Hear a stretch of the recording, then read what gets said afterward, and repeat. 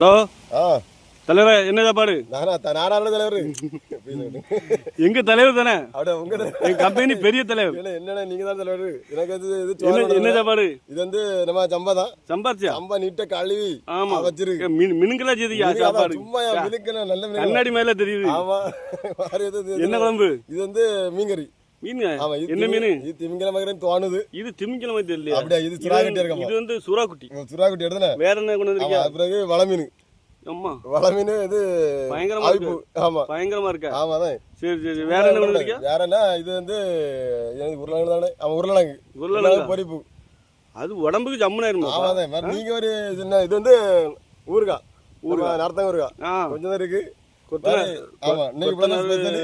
பெரிய அளவுல கொண்டு வரலையா அப்ப இன்னைக்கு? இன்னைக்கு வந்து போவாத போதுமா? ஆமா. நீ மாதிரி என்ன சொல்லி சூளாங்கண்ணியா?